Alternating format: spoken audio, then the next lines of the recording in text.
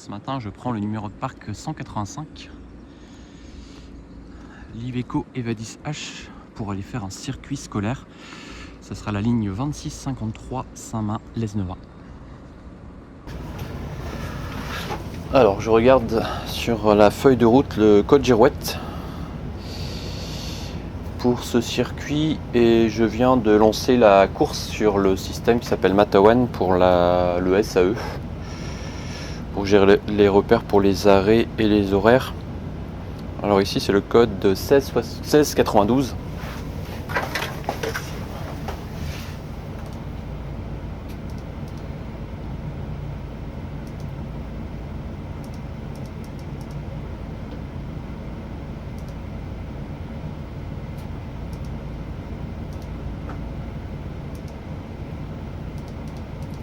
Et je valide.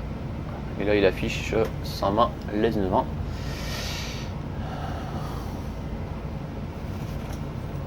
Alors je vais régler mon siège parce que là il est trop haut déjà pour commencer. Alors là je fais les saisies manuelles sur les temps de repos que j'ai eu avant de conduire.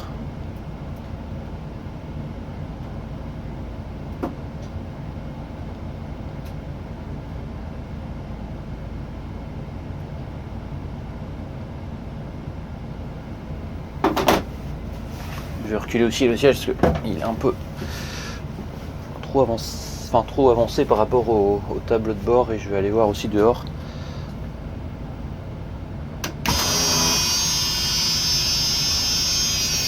Si la girouette s'affiche bien.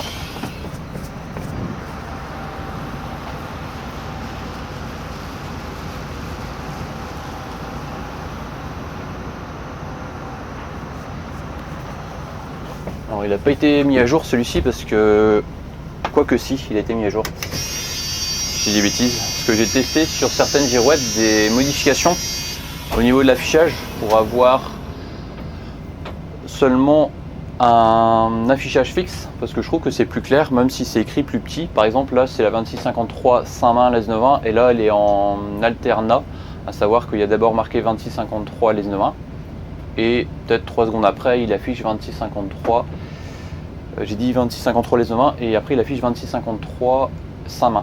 Et moi j'aimerais bien que sur tous les scolaires il affiche 2653 en grand à gauche et en haut par exemple Saint-Main et en bas Lesnevat, et pareil sur tous les scolaires. Et après l'idéal, sauf que là chez nous on l'a pas fait, c'est d'avoir deux destinations, un sens aller et un sens retour. Par exemple le matin d'avoir un code avec 2653 Lesnevat et un autre code le retour avec 2653 Saint-Main. Sauf que depuis le début j'ai fait qu'une seule destination par simplicité, mais c'est vrai que ça serait quand même plus pertinent de faire deux codes girouettes. Ça viendra peut-être dans le futur. Allez, on y va parce que le temps d'y aller, il reste plus que 13 minutes.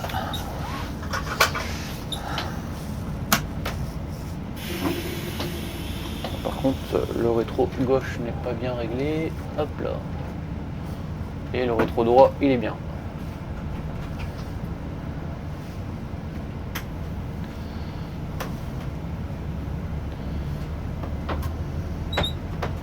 Alors on va passer par Trégarantec, on va traverser le bourg.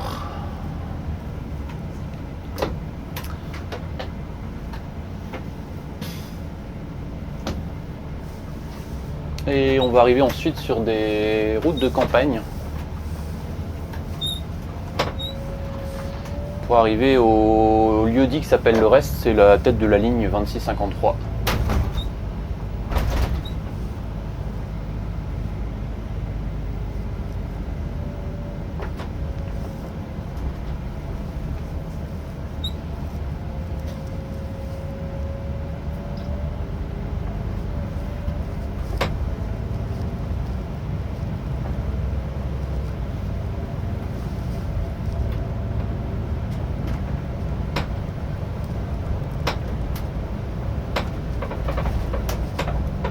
Un peu la température, celui-là il était à 22, on va mettre 19 degrés.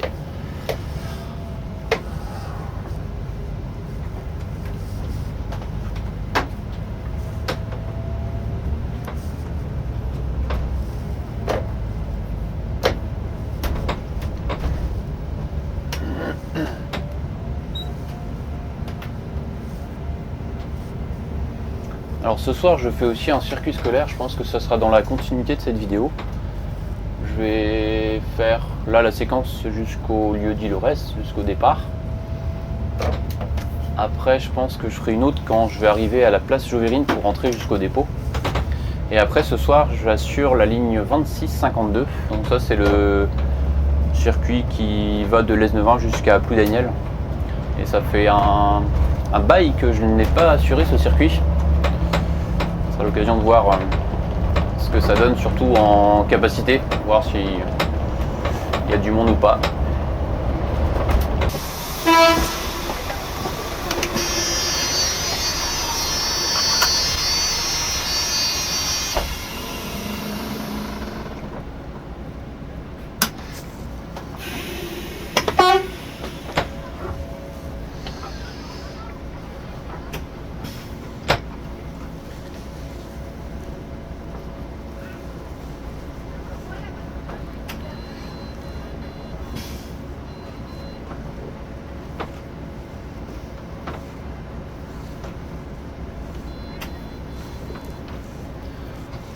Alors là je viens de finir finalement assez tôt, je suis arrivé à 7h56.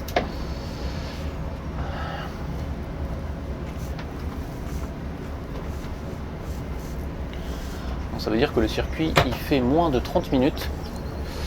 C'est vrai qu'il est quand même beaucoup plus court depuis qu'on fait plus la boucle par le rue et Résidence du Val.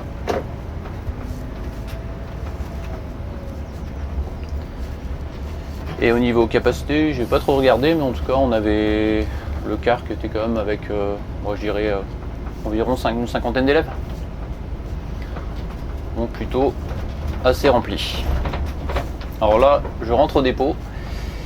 Et comme je disais tout à l'heure, après je reprends sur la ligne 2652, juste un scolaire. Ça va être assez rapide. Alors là, on va laisser passer les cars.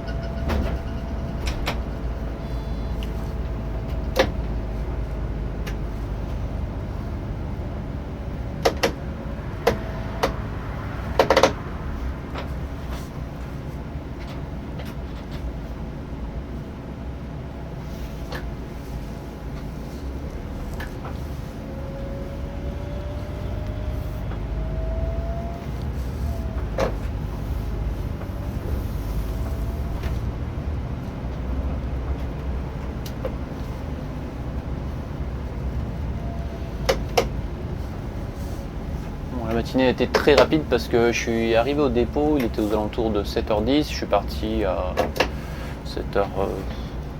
Non, je suis arrivé à 7h05, je suis parti d'ici, il était à peu près 7h15. Et je rentre et il est... Alors, je vais juste faire gaffe quand même en tournant de vérifier le passage, enfin que ça passe bien, que j'accroche pas. Et après je vais regarder l'heure qu'il est. Il est 8h05, donc ça fait 1 heure. 1 heure dépôt. C'est ce qui est très rapide. Alors ensuite là je vais me garer au niveau de son emplacement parce que ce véhicule il a un emplacement attitré. C'est près des cars de tourisme parce que celui-ci c'est un car mixte qui fait un peu aussi de tourisme, mais par contre ça sans toilette parce qu'il n'est pas équipé de WC.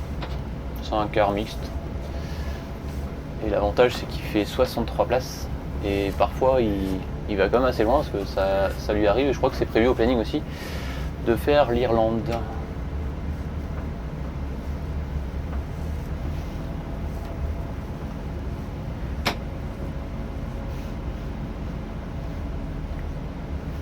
En 185, il est juste ici. Là, je vais me positionner droit et ensuite reculer comme il faut.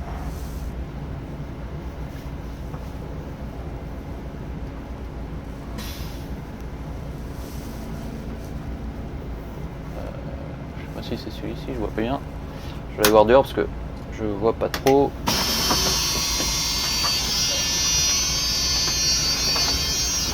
Pour être bien placé.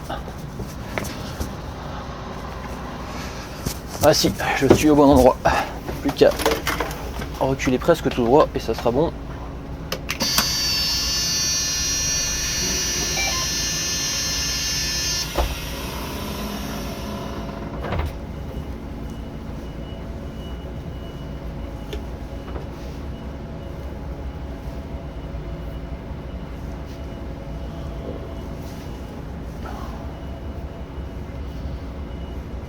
Et là je serre la bande blanche côté conducteur. C'est un peu le même principe qu'au quart des abers. Ici on serre plus le côté conducteur.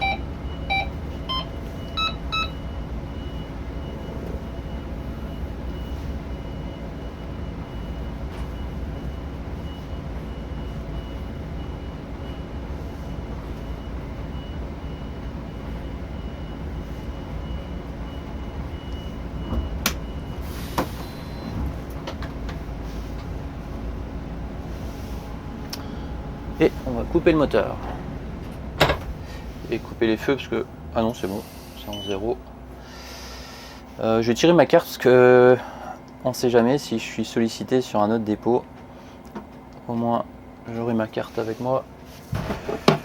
Et je vais récupérer mes affaires aussi.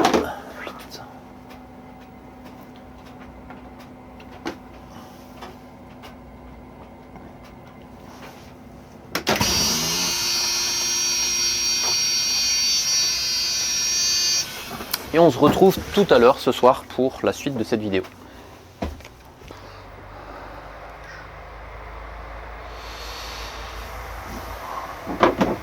On se retrouve pour le circuit du soir. Comme je te disais, on va faire la ligne 2652 de Ploudaniel au départ de la place Chauverine. On va se mettre à l'emplacement 11 au niveau du quai.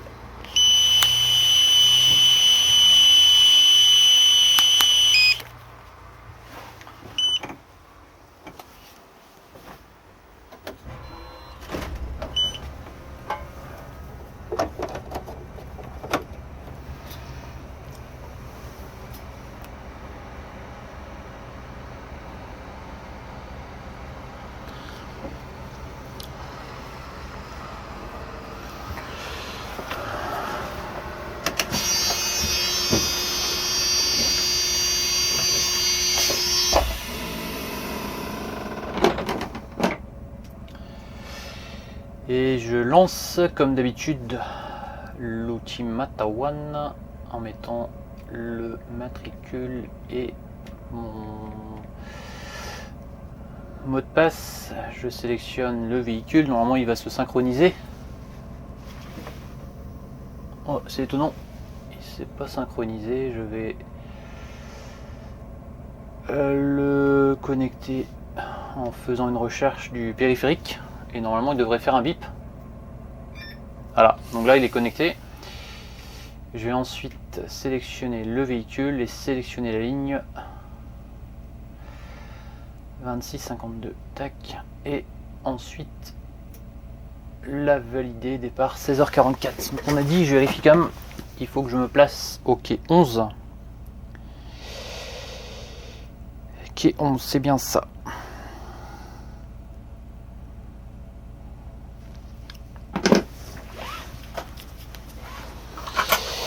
Sinon, il faut que je saisisse mes temps intermédiaires. Hop, prêt à conduire, c'est parti.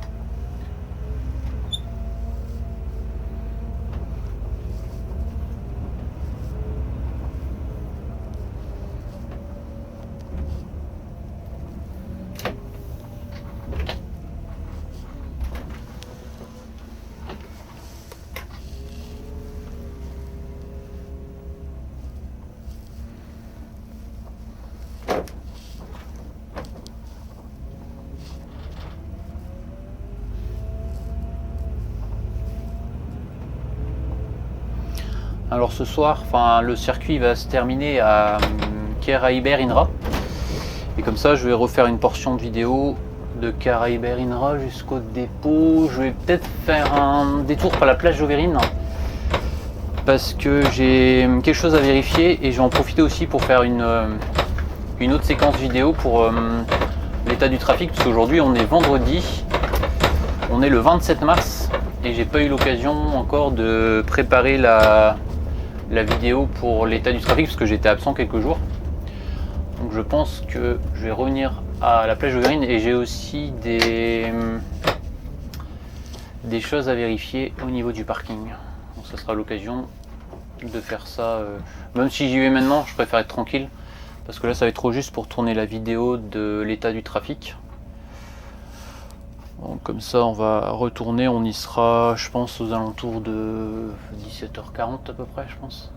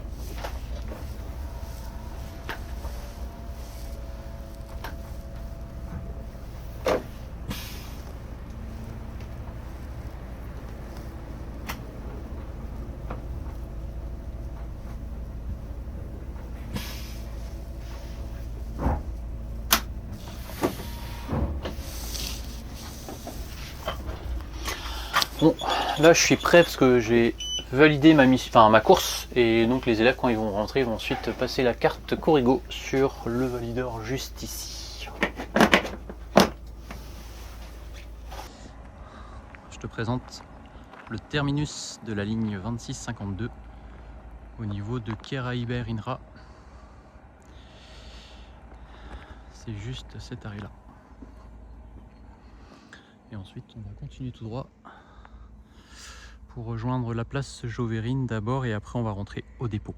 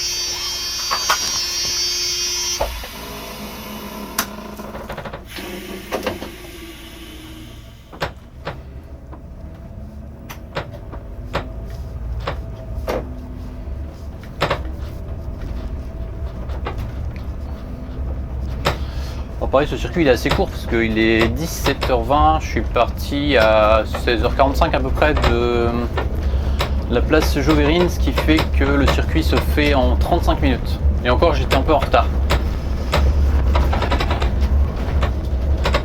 Normalement, en moins de 35 minutes pour les habitués, tu peux faire ce service de Ploudaniel, ligne 2652.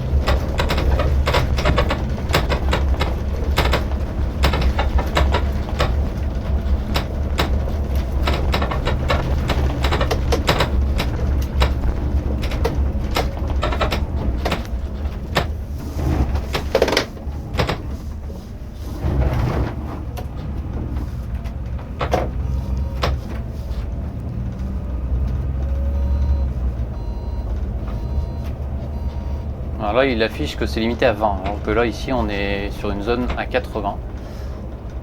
C'est parfois assez incohérent par rapport à la réalité.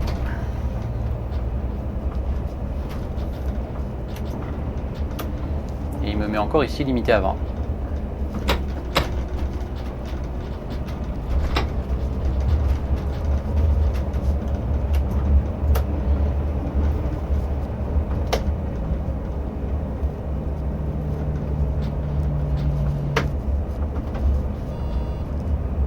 Ah, là il met à 70 maintenant.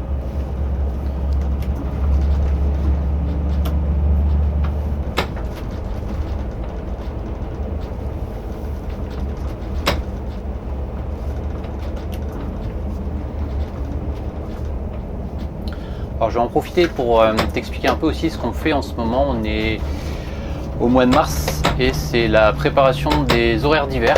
Parce que là les horaires d'été sont validés, sont en train d'être saisis sur bresgo.bzh, enfin sur ce qu'on appelle le calculateur d'itinéraire, donc ça c'est fait. Enfin il y a encore la saisie à faire et la validation auprès de l'imprimeur, mais c'est en cours. Alors les horaires d'hiver, il y a une réflexion qui est menée en ce moment sur le fait d'aller, alors déjà plus souvent à la gare de Brest, ça c'est sûr, à partir de septembre, de laisser le week-end comme c'est le cas aujourd'hui, c'est-à-dire d'aller sur tous les trajets à la gare de Brest. On fait un copier-coller en gros de ce qu'on fait en ce moment pour l'hiver prochain, enfin pour la rentrée prochaine. Et l'idée c'est que du lundi au vendredi, on fasse au moins 8 allées, 8 retours de la gare de Brest, mais en plus de ça, il y a un certain nombre de demandes d'usagers domicile-travail pour qu'on aille aussi à la gare de Brest en heure de pointe. L'idée c'est qu'on puisse par exemple proposer un horaire pour ceux qui commencent à 8h au centre de Brest, à 9h, et le retour pareil, c'est-à-dire à savoir avoir un horaire donc aux alentours de 16h30, peut-être 16h20 comme on fait en ce moment, et un autre aux alentours de 17h. Et après, et ça va évoluer aussi, de faire en sorte que sur les lignes 920 et 921, le premier départ et le dernier départ vont systématiquement à la gare de Brest. Donc c'est un travail assez conséquent quand même, parce qu'il y a plusieurs choses à vérifier. Alors la première, ça va être d'être cohérent par rapport à l'offre kilométrique, c'est-à-dire que si on fait le total des kilomètres en charge avant travaux, parce que là on considère que les travaux c'est fini, et après travaux, ils soient identiques.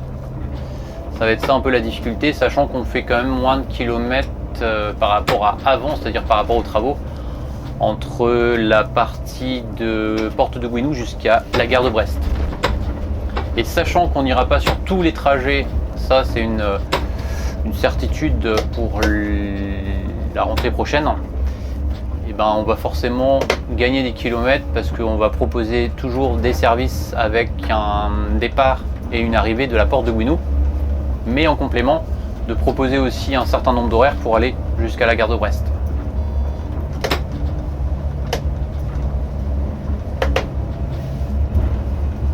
Et la difficulté, ça va être surtout de pouvoir cibler les horaires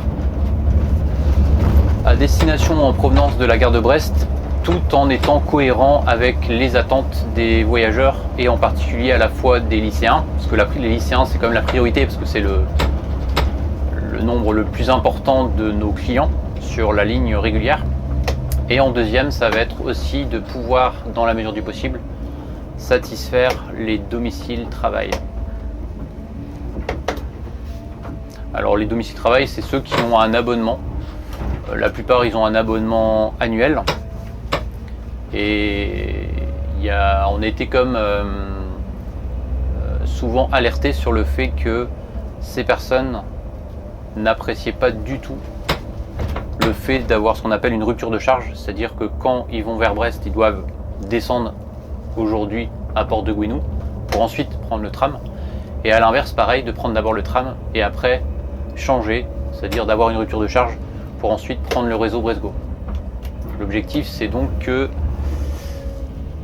sur certains horaires, il n'y ait plus de changement à faire et qu'en restant dans le car, ils peuvent rejoindre le centre-ville de Brest.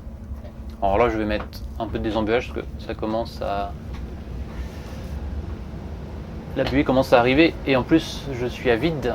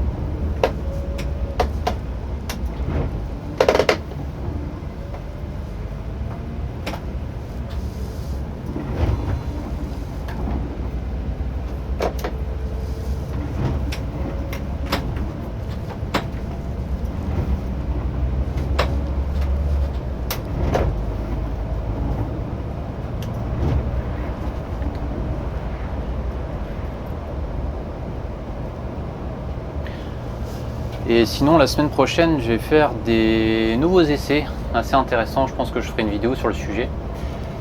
Alors, il y a quelques temps déjà, on a fait une vidéo sur la porte de Gouinou parce qu'ils ont fait un aménagement. Quand tu arrives de l'arrêt porte de Gouinou, tu reviens sur tes pas, tu arrives à un giratoire et là, tu as une sorte de bretelle d'accès à la voie express. Sauf que là où ils ont positionné le stop, on n'a pas suffisamment de visibilité pour pouvoir voir si des véhicules arrivent par la droite, notamment avec les mannes. Et depuis ces essais, il y a eu plusieurs échanges après entre notamment le Brest Métropole et le département pour essayer de trouver une solution. Et visiblement, ils en ont trouvé une, c'est de décaler le stop. Enfin, oui, de faire en sorte que quand on arrive, on ait plus de marge sur le côté droit pour pouvoir se positionner différemment, pour avoir la visibilité, pour ensuite tourner à gauche. Sauf qu'il faut faire de nouveaux essais, mais pas sur place. L'idée, c'est d'avoir des repères avec le maître d'œuvre, il me semble. Bref, on a une réunion qui va se dérouler à la Pinfeld, parce que la Pinfeld, c'est un espace assez grand.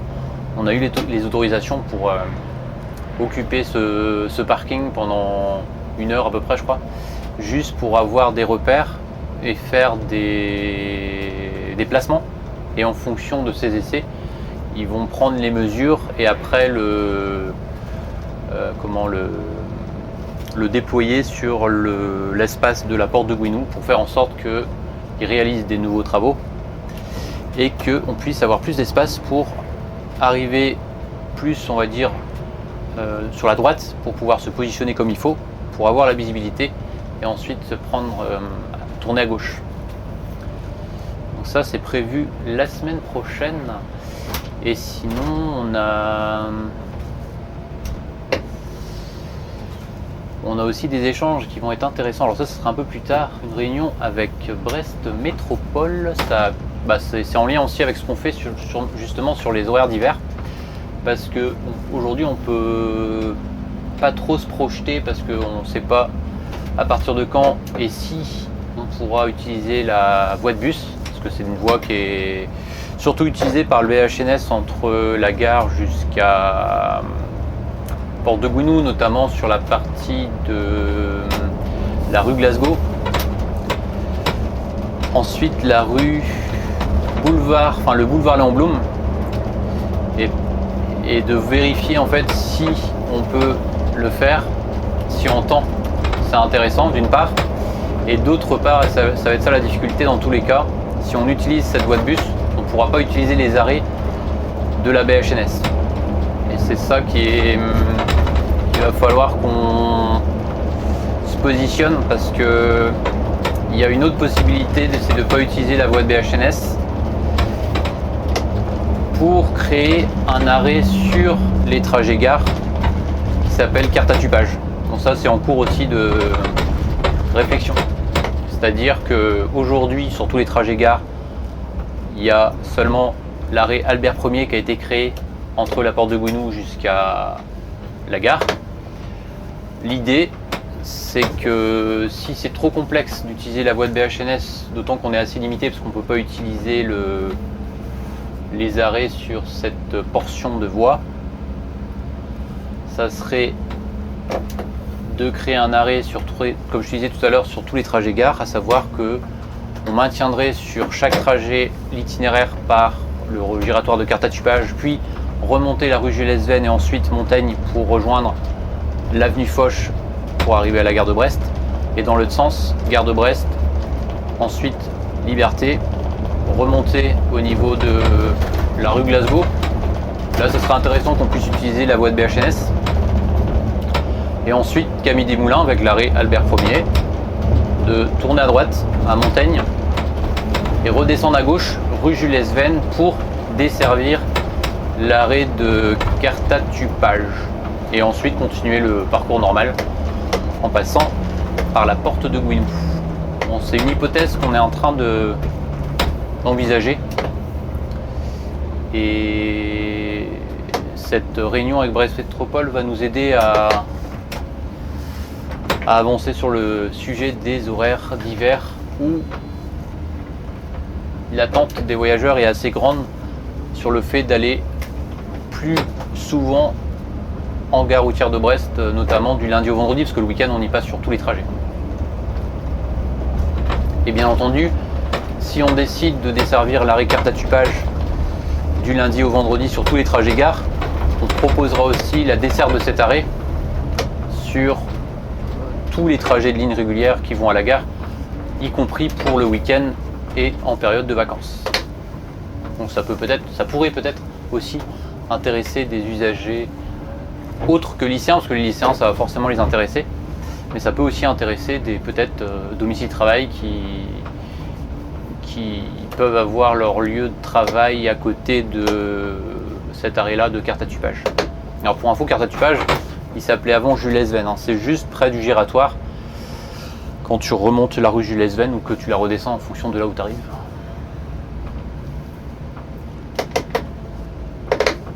Alors là, parce que le dépôt il est juste là, je vais faire juste un détour à la plage Auvérine, parce que j'ai une vidéo à tourner et j'ai un truc à voir là pour pareil, un projet en cours, c'est pour la réalisation d'emplacements d'arrêt de car supplémentaires à l'Esnevin au collège Saint-Exupéry pour l'année prochaine.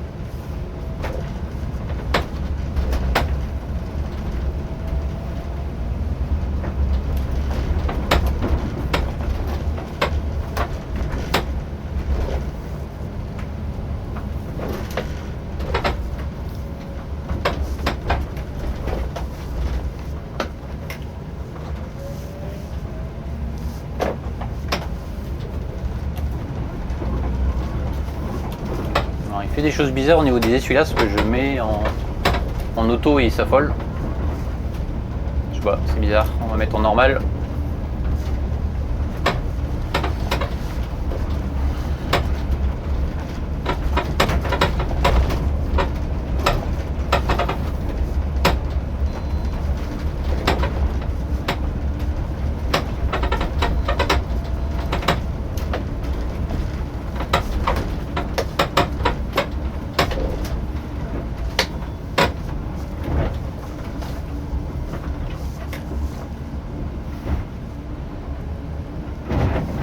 Il y a plein de voitures stationnées, c'est pour le retour visiblement d'un voyage, parce qu'il y a un car qui est là-bas, le car qu'on a vu tout à l'heure là. Visiblement il revient de voyage. Bon, je vais me positionner en vrac. Ouais, c'est un peu le bordel, donc je vais mettre là.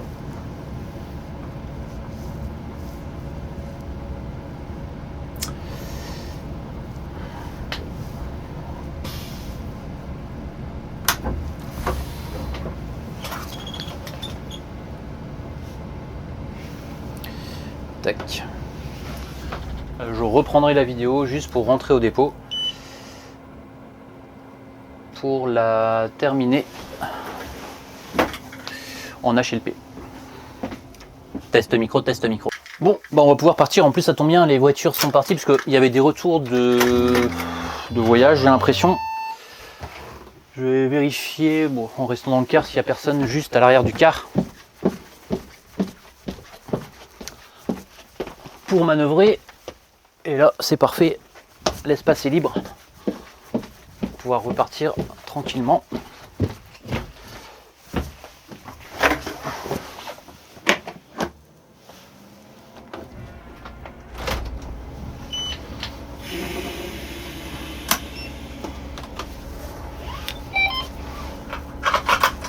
Ah, de toute façon, il y a la caméra ouais, sur celui-là. C'est pas le cas de tous les véhicules, mais celui-là est équipé d'une caméra arrière et comme ça, je le vois ici à l'écran s'il y a quelqu'un derrière. C'est quand même sacrément pratique.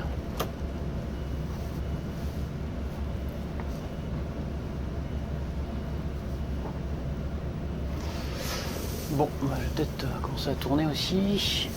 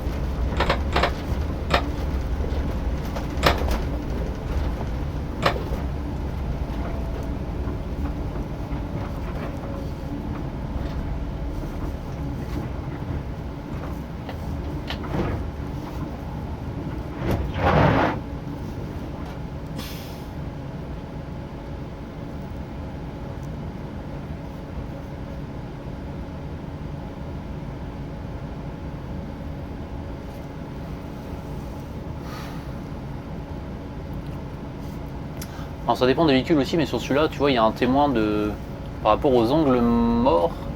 Et sur celui-ci, il met orange quand je suis proche d'un obstacle. Mais par contre, quand je suis très proche, il l'affiche en rouge. Et ce n'est pas le cas par exemple sur les MAN, ce que j'ai eu l'occasion de tester. Sur les MAN, ça reste tout le temps en orange. Il n'y a pas de différenciation que ce soit de près ou de loin. Donc c'est quand même pratique. Parce que dès que tu vois du rouge, ben, tu te méfies encore plus. Alors que les MAN, ben, si tu as l'habitude de voir tout le temps du orange, qu'il soit près ou qu'il soit loin, ben, tu ne peux pas différencier. Ça c'est assez pratique d'avoir deux couleurs différentes en fonction de la proximité de l'obstacle.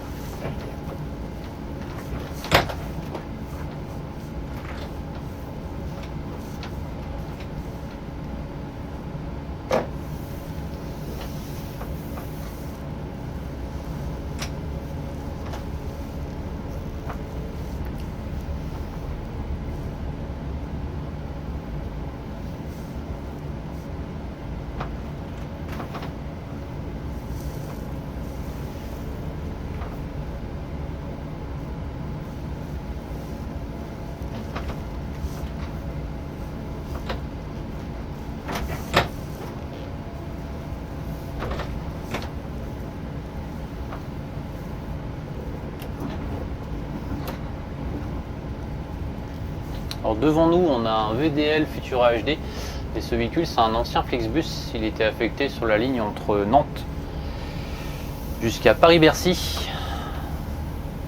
Et aujourd'hui, il est remplacé par un Irizar i6S intégral.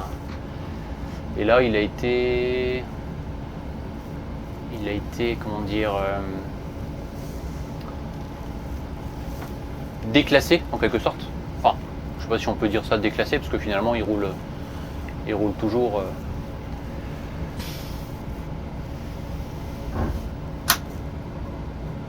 assez bien, même s'il roule moins qu'avant. Mais il fait de l'occasionnel ici. Pour l'instant il est tout blanc, enfin ils ont enlevé l'identité visuelle, il est resté blanc parce que c'est pas sûr qu'on le garde. Pour l'instant, à voir avec le temps.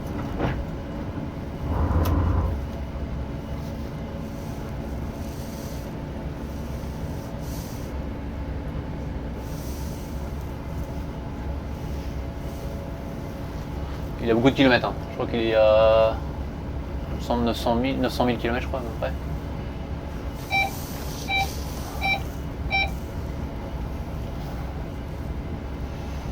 Et ça fait un bon moment que j'ai pas roulé avec. La seule fois où j'ai eu l'occasion de rouler avec, c'était quand il était tout neuf. Je l'avais amené du dépôt d'ici jusqu'à Angers. Parce qu'il était affecté sur un dépôt à Angers. Dans le dépôt de chez Voyage Voisin. Et après, je crois qu'il était affecté sur un dépôt près de Nantes, chez les Voyages Lefort. Alors, on va couper le moteur. Je vérifie que les feux soient 0. C'est bon.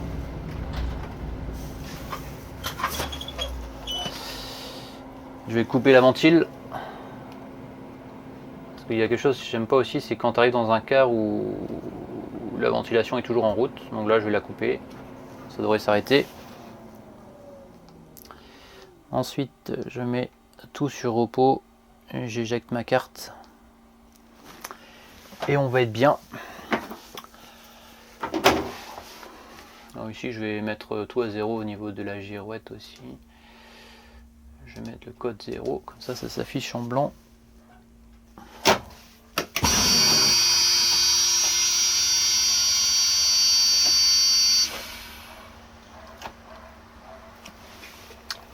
j'ai ma carte. Je vais retirer ça aussi parce que là il est chargé, il est à 100%, le smartphone est éteint, je le mets là. Parce que ce véhicule il est plus en dépannage sur des services Bresgo. Je vais couper les feux détresse à l'ouverture des portes.